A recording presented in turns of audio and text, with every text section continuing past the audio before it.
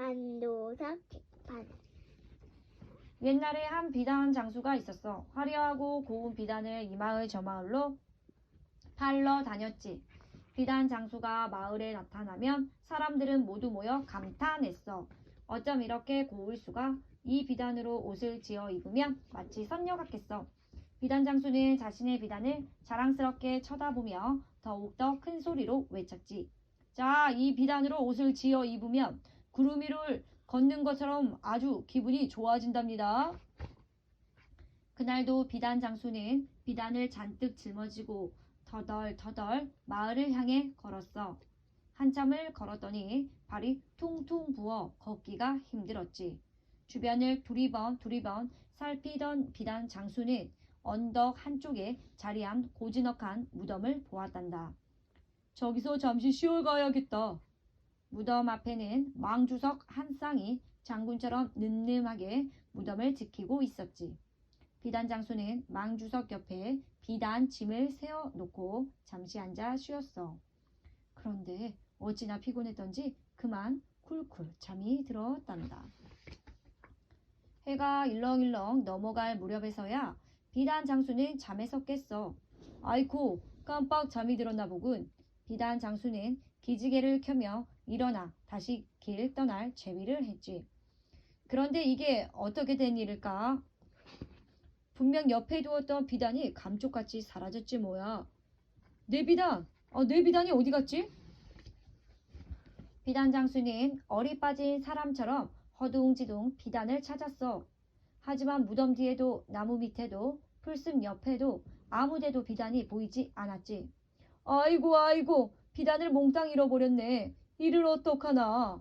비단 장수는 맥없이 주저앉아 울음을 터뜨리고 말았어. 하지만 언제까지 그렇게 앉아 울 수만은 없었지. 그래, 일단 마을로 가보자. 비단 장수는 벌떡 일어나 마을로 갔어. 비단 장수는 지나가는 마을 사람들을 붙잡고 대뜸 물었어. 혹시 보드랍고 고운 제 비단을 못 보셨나요? 사람들은 이상한 눈초리로 비단 장수를 쳐다보았지. 그때 한 할아버지가 비단 장수를 보며 안타까운 듯 말했어. 자네 혹시 비단을 도둑 맞은 겐가? 그런 일이라면 원님께 가서 말씀드려보기나. 그깟 비단 도둑쯤은 아마 쉽게 잡아 주실 걸세. 비단 장수는 불이 나게 원님을 찾아가 사정을 이야기했어. 부디 제 비단을 찾아주십시오. 원님은 비단 장수의 이야기를 듣고 이맛살을 찌푸리며 말했지. 그거 참 모래밭에서 바늘을 찾는 것만큼이나 어려운 일이로세.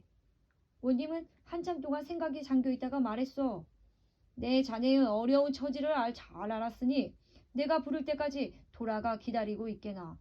비단 장수는 힘없이 털레털레 관할을 나왔단다. 비단 장수는 근처 주막에서 묵으며 조마조마하게 기다렸어. 그런데 사흘이 지나도록 아무 소식이 없는 거야. 비단 장수는 하루가 마치 10년처럼 느껴졌지.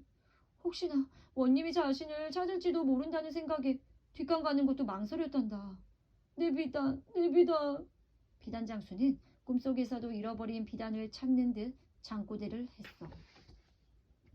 그런데 어느 날 드디어 원님이 비단 장수를 불렀어. 비단을 잃어버린 지 꼭 열흘째 되는 날이었지. 비단 장수는 허겁지겁 관하로 달려갔단다. 내가 무덤 옆에서 쉬고 있는 것을 본 사람이 정말 아무도 없었느냐? 원님이 엄한 목소리로 물었지. 네, 무덤 근처에는 망주석밖에 없었습니다. 비단 장수의 이야기를 들은 원님은 무릎을 탁 치며 말했어. 그렇다면 망주석이 비단을 훔쳐간 사람을 보았겠구나. 여봐라, 당장 가서 그 망주석을 잡아오너라. 망주석이라고요. 하지만 망주석은 사람이 아니라 돌을 깎아 세운 것인데. 비단 장수는 어이가 없었지. 뭐들 하느냐, 어서 가자. 망주석을 잡아오라는데도. 다시 한번 원님이 소리치자 포졸들은 그제야 헐레벌떡 달려나갔단다. 글쎄, 원님이 망주석을 잡아다 놓고 재판을 한대. 아무래도 원님의 머리가 이상해진 것 같아. 사람들은 쏙닥쏙닥 쏙떡쏙떡 하면서 재판을 구경하러 관하로 모여들었어. 망주석에게 어떻게 재판을 할까 무척 궁금했거든. 드디어 재판이 시작되었어. 원님이 마당 한가운데에 놓인 망주석에게 호통을 쳤어. 망주석 이놈! 비단을 훔쳐간 도둑이 누구인지 바른대로 말하렸다. 말을 못하는 것을 보니 내가 도둑이로구나. 여봐라, 이 망주석을 매우 쳐라. 사람도 아닌 돌기둥이 말을 할 리가 있겠어? 구경 온 사람들은 그만 참았던 웃음을 터뜨리고 말았지. 그러자 원님이 눈을 부릅뜨며 몹시 성난 얼굴로 말했어. 감히 엄숙한 재판을 비웃다니. 웃은 사람들은 모조리 잡아 옥에 가두어라. 구경 온 사람들은 느닷없이 옥에 갇히는 신세가 되고 말았지. 원님 용서해 주십시오. 웃음을 참을 수 없어서 그만. 다시는 그러지 않겠습니다. 좋다. 이번 한 번만 특별히 용서해 주겠다. 대신 사흘 안에 비단을 한 필씩 구해 오도록 해라. 휴, 살았다.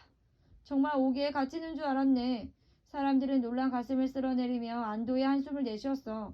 하지만 이젠 다른 걱정이 생겼지. 사흘 안에 비단을 한 필씩 구해 바쳐야 하니까 말이야. 그날부터 사람들은 비단을 구하느라 발걸음이 바빠졌어. 사흘째 되는 날 사람들은 모두 비단을 들고 왔어. 푸른 빛이 도는 비단, 꽃무늬로 수놓아진 비단 등 각양각색의 화려하고 고운 비단들이 원님 앞에 놓였지. 원님은 비단들을 가리키며 비단 장수에게 물었어. 이 비단들 중에 내 것이 있느냐? 비단 장수는 비단을 찬찬히 살피더니 이내 큰 소리로 외쳤어. 여기 있습니다. 이 비단이 제가 잃어버린 비단입니다. 원님은 그 비단을 가져온 사람에게 물었어. 이 비단을 어디서 구했느냐? 한 세네가 혹시 무엇이 잘못되었나 싶어 몹시 겁먹은 목소리로 말했지. 저 건너마을에 사는 비단 장수한테서 샀습니다. 그러자 원님이 포졸들에게 명령했어. 건너마을에 사는 비단 장수를 당장 잡아오너라. 잠시 후 건너마을에 사는 비단 장수가 잡혀왔어. 내 죄를 내가 알렸다. 언니, 억울합니다. 저는 아무 죄도 없습니다. 건너마을에 사는 비단 장수는 아무것도 모르는 양 시치미를 뗐지. 그러자 원님이 호통을 치며 말했어. 네 이놈, 남의 물건을 훔치고도 시치미를 떼다니. 여봐라, 비단을 잃어버린 비단 장수를 불러오너라. 비단 장수를 보자 건너마을에 사는 비단 장수는 그만 얼굴이 새파래지고 말았어. 이래도 거짓말을 할 테냐? 건너마을에 사는 비단 장수는 싹싹 빌었지. 잘못했습니다, 원님. 당장 훔친 비단을 주인에게 돌려주어라. 원님은 건너마을 비단 장수를 옥에 가두고 사람들이 가지고 온 비단도 모두 돌려주었단다. 그제야 마을 사람들은 모두 고개를 끄덕였어. 역시 우리 원님이야. 잃어버린 비단을 찾은 비단 장수도 원님에게 넙죽넙죽 절을 올렸지. 그 이후로도 이 마을에는 도둑이 나타나지 않았대. 지혜로운 원님이 딱 버티고 있으니 무서워서 누가 감히 도둑질을 하겠어?